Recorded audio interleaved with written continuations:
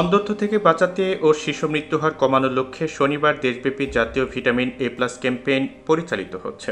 ক্যাম্পেইনে দেশব্যাপী 2 কোটিরও বেশি শিশুকে ভিটামিন এ+ ক্যাপসুল খাওয়ানো হবে।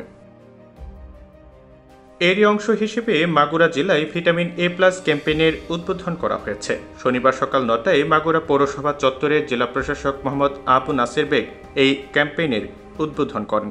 আমাদের মাগুরা জেলায় টোটাল 5টি কেন্দ্র, অর্থাৎ 4টি উপজেলায় 4টি এবং পৌরসভা সহ 5টি কেন্দ্রে প্রায় 2271 জন কর্মী সরকারি বেসরকারি মিলিয়ে এই ক্যাম্পেইনে কাজ করছে। আমাদের লক্ষ্য রয়েছে 1,19,593 জনকে আজকে এই vitamin A+ campaign, vitamin A+ ক্যাপসুলটি খাওয়ানো, এবং এই কাজে আমাদের সিভিল সার্জন সহ ডাক্তারদের একটা এক্সপার্ট প্যানেল রয়েছে এবং স্বাস্থ্যকর্মীরা রয়েছে, সবাই পুরো জেলাতে কাজ করছে।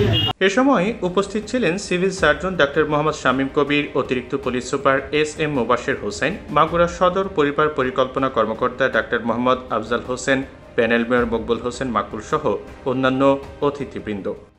আমরা মাগুরায় 1,13,000 অধিক বাচ্চাকে আমরা এই ক্যাপসুল খাওয়াবো। মাগুরা জেলায় মোট 940টি কেন্দ্রের মাধ্যমে 1,19,593 জন শিশুকে ভিটামিন এ+ খাওয়ানো হবে। এই কর্মসূচি বাস্তবায়নে জেলায় মোট 2,271 জন কর্মী নিয়োজিত থাকবেন।